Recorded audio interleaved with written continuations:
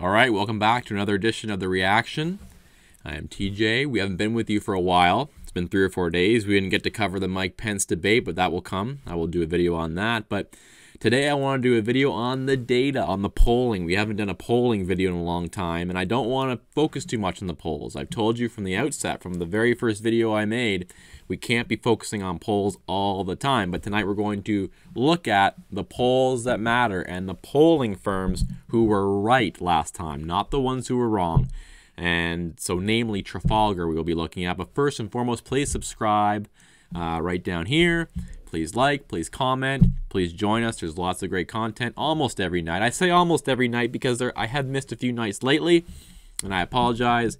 Lots of lighting issues. I've almost considered moving locations from this beautiful backdrop here on the 45th floor to another location, but we'll figure that out later on. Straight to the polling. Trafalgar Group was one of the only, I believe the only one to get so close and almost predict Trump's first victory to a T. Trafalgar got the 2016 election correct. Nate Silver got the 2016 election wrong. And I know, Nate Silver gave a 30% chance to Trump. I know that he predicted the popular vote almost perfectly. And credit to him for predicting the popular vote, but we know the popular vote isn't how you win the election. And we know that 30% isn't a prediction for a win. 30%, he gave him a better chance than the New York Times did, but the New York Times gave him a 3% chance. So what's that saying? So Nate Silver got the last election wrong. And everyone is listening to Nate Silver. They're waiting for what's he going to say. Oh, Biden's up by 10 points now. It's way more of a bigger gap than Hillary Clinton. No. Look, I am not saying that the polling is showing Trump's going to win. I'm not saying the polling is showing Trump's going to lose. We don't know. It's really a toss-up. But I want to look at the polls who were right last time, namely Trafalgar. Trafalgar was right. Not only were they right about 2016, they were also right about the 2018 Senate race in Florida, Ron DeSantis, who won that election. And he and Trafalgar Group was the only one of the only ones to show DeSantis leading in that race. The only race, for full disclosure, that they have gotten not wrong, but almost, they said that Ted Cruz was going to win by a much bigger margin than he ended up winning against Beto O'Rourke in Texas. So, Trafalgar. Here are the numbers. Trafalgar. Now, I'm going to warn you, I'm going to go state by state at the Trafalgar polling. Certain states aren't the most recent. So some of these are polls that were done about a month ago. Some of them are 3 weeks ago. Some of them are 2 weeks ago. Some of them are 1 week ago. So, but not much really has changed since then. We had a debate, but I'm still waiting for the polling on some states, some more recent polling from some of these states, okay? So this is the latest polling we have from Trafalgar. And again, I'm going to Trafalgar because Trafalgar got the last election right, okay? So let's start in Arizona. Arizona, Trafalgar has President Trump at 48% and Joe Biden at 44%. Ohio, Trump 48, Biden 44. Wisconsin, Trump 45, Biden 48. So, Trump's trailing in Wisconsin by 3 points according to Trafalgar. Michigan, Trump 47, Biden 46. So basically a tie with Trump leading by 1. Pennsylvania, Biden 47, Trump 45. North Carolina, President Trump 48, Biden 46. Florida, Trump 49, Biden 46. And I will remind you, there is a poll out, I'm not sure when it was, but I just saw it recently. It had Biden winning Florida by 11 points. 11 points? Are you kidding me? If anything, Florida, out of all the swing states, Florida is a swing state that seems to be going for Trump the easiest. Minnesota, 47-47, a tie. So if we go through all 8 of these states, Trump is leading in 5 of the 8 swing states. And there's 1 that's a tie. My theory going into this, if you are to be fiddling with your electoral maps and going back and forth and trying to figure out how he gets to 270, My formula for 270 goes as follows, and this has been repeated on Twitter by many accounts, so I'm not the first to think of this by any means, but my thinking for Trump, in order for him to win, he needs to hold his 4 states, which are center-right states, which are states that are a little more Trumpy than the other swing states. Those states are North Carolina, Florida, Arizona, and Iowa.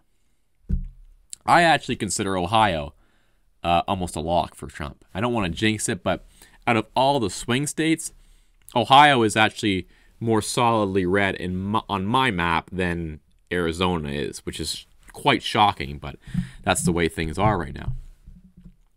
So if Trump can hold on to Arizona, Iowa, North Carolina, and Florida, he then needs one of the swing states plus that one district in Maine, which he won last time. That gets him to 270. That gets him to 270 on the dot. Now, you don't want to get to 270 on the dot. You want to do better. But look, my thinking is if he does very well in Ohio and wins by like 10 points in Ohio like he did last time, to me, odds are he's going to do well in the entire Rust Belt. It's an indicator of how he's going to do. If his numbers are down in Ohio, he's probably not going to be doing as good in the other states. And remember, if he doesn't do as well in the other states, he probably loses because it's, you know, he barely got by in these states. He barely got by in Michigan and Wisconsin and all that. So, but there is a few things I want to talk about. This is all the Trafalgar polling. And as I say, I go with Trafalgar because they were so good last time. But there are some other indicators that I think we need to take a look at. And I know we're being inundated with polls all the time. We're being inundated with swing state polling. But there are a couple more less obvious indicators that we should be looking at that the Nate Silvers of the world seem to be completely ignoring. The first one, and by the way, this is meant to white pill you. This is meant to encourage you. See, I think the reason they're putting out polls that have Trump down by so much is to discourage the Trump voter. It's very clear to me that's what they're trying to do. And it's very clear to me that that's probably what's happening. Polls are not meant to reflect public opinion. They're meant to influence public opinion. So what I'm going to do right now is show you some other polling that isn't matchup polling, isn't Biden-Trump polling, which, by the way, that changes all the time depending on what's going on, right? Like, depending on what Trump is doing at any given time, that polling changes. Depending on how he's acting at any given time, so much is changing day to day, right? So, let's take a look at some of these other indicators, okay? This one is very interesting, and I believe Trafalgar was one of the first to start asking this question. And they wanted to find some way of quantifying the silent Trump voter. How do you do that? How do you find out where the silent, shy Trump voters are if they won't answer polls? There's no way of quantifying them. Well, they found a little sneak around by asking the following question. Who do you think your neighbors are supporting for president? This is a way to gauge and quantify the shy Trump voter without actually asking them. And here are the numbers. First of all, I will tell you what the August numbers were. Again, the question, who do you think your neighbors are supporting for president? In August 2020, August of this year, Joe Biden, 34% thought their neighbors were voting for Biden. 39% thought their neighbors were voting for Trump. Depends, 7%. Unsure, 20%. I don't know what depends means. What? Depends? Like depends? I don't know. Okay, that's in August. Let's go to now. Biden, 38% believe their neighbors are supporting Joe Biden for president. Trump, 49%. 49% believe their neighbors are voting for the president. Depends 5, unsure 8. So just so you understand, since August, the number of people who think, the percentage of people who think their neighbors are voting for Joe Biden has gone up by 4%. The percentage of people who think their neighbors are voting for the president has gone up by 10%. There's also another question asking who do you think will win the election, and Trump leads there too. So there's something really fishy going on here. Can you tell? Wait a second. The head-to-head matchup between Biden and Trump, Trump's down by 10 points, but wait, people think by a huge margin that their neighbors are voting for Trump. Something's wrong here. Something's up here. This is an even bigger one. And I have no idea how this is not getting attention nationally. Well, actually, I do have an idea, and we all know why it's not getting national attention. Gallup asked this question. And remember, Steve Bannon talked a lot about, in 2016, right track, wrong track. He loved the right track, wrong track number. He didn't pay attention to Hillary Trump, right track, wrong track, right track, wrong track. And wrong track was by far and away the winner every time. People did not like the way the country was going. Gallup asked a similar question, but this question was inspired by the great Ronald Reagan asking voters in the 1980 election, are you better off than you were 4 years ago? Would you say you and your family are better off than you were 4 years ago? This is the question asked by Gallup. Gallup is, look, if you don't want to listen to Trafalgar, fine, but Gallup, come on, Gallup has been around for a long time. Gallup, would you say you and your family are better off than they were 4 years ago? In 1984, that was 44% for Ronald Reagan. 44% thought they were better off than 4 years ago. In 1992, it was 38% for President Clinton, who won re-election. So did Reagan, by the way. In 2004, it was 47% who said they were better off than they were 4 years ago. That was George W. Bush. He won that election against John Kerry. In 2012, President Obama, 45% said they were better off than they were 4 years ago. Now, 2020, during a pandemic, during what looks like death, chaos, destruction, Trump has no chance. The country is pissed off.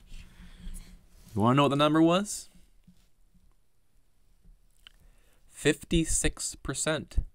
56% say they are better off than they were 4 years ago.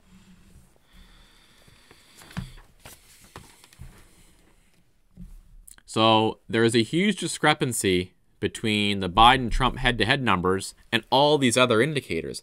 I haven't even gotten into the registration. I can do a whole other video on the voter registration.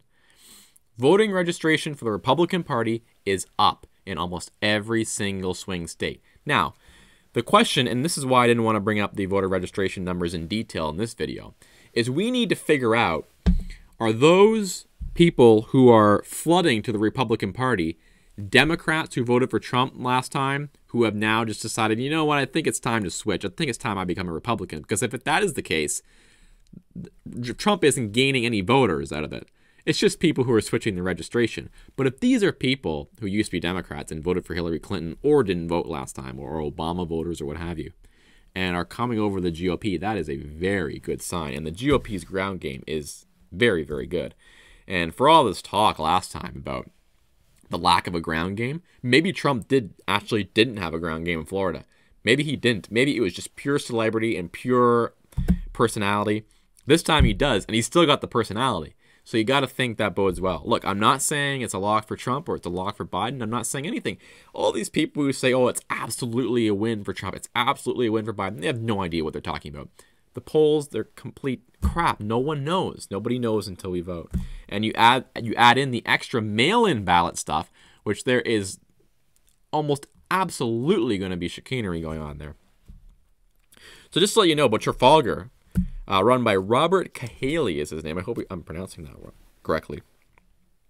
He was the only pollster to show Donald J. Trump with a lead in Michigan and Pennsylvania, North Carolina, and Florida going into the election. In 2018, as I mentioned, the Florida governor race, by the way, it wasn't the Senate race. I think I said it was the Senate race earlier. It was the governor race. He did predict the Senate as well, but the governor was the big one with DeSantis. He was the only firm, Trafalgar was the only firm showing DeSantis leading and Rick Scott leading in his Senate race, both of whom won. So Trafalgar has never paid attention to because they're not Nate Silver's favorite. But why are we listening to Nate Silver when Nate Silver got the prediction wrong last time? Yeah, he got Obama right, but I think the whole dynamic has shifted. Trump has changed politics so much. And I think he has changed the way we look at elections. Now, I could be wrong. Maybe this year's different. Maybe Nate Silver is right again. But something's going on here. If the president, I didn't even mention the president's approval rating, which Rasmussen has at 50%. Now, I know Rasmussen is considered a friendly poll for Trump, but Rasmussen had Obama at 48% or something like that, and Trump's at 50%. If his approval rating's at 50%, if 56% of the people say they're better off now than they were 4 years ago, if GOP registration is through the roof, and if people think all their neighbors are voting for Trump, then what the heck is going on out there? I guess we're going to find out pretty quick. I will leave you with this. You can look at polls, but make sure you're looking at polls that have some credibility. Stop looking at, look, NBC, ooh, it's an NBC News poll. NBC News, we must listen to it because it's NBC News. No, they got it completely wrong last time. Trafalgar, who's that? Trafalgar, I never heard of them. What are they, some right-wing outfit? Well, they got the election right last time. They got DeSantis right. They got Rick Scott right. How about we listen to the people who got it right for a change? How about that? Okay. Please subscribe. Please like. I thank you for all your subscriptions. We're almost at 560. I'm gunning for 600, and we're going to make it to 1,000 soon. We're going to make it. Thank you for watching. We're going to continue to do lots of content. I apologize for the 4-day hiatus. We will be back with lots and lots of content. And maybe I'll do a review of Mike Pence's debate, although it's kind of come and gone now. This week's going to be a fascinating week. We got Amy Coney Barrett confirmation, and supposedly some emails are going to be released. So we'll see what's going on with that. We will be back. Thank you for watching. We will see you for the next episode of The Reaction.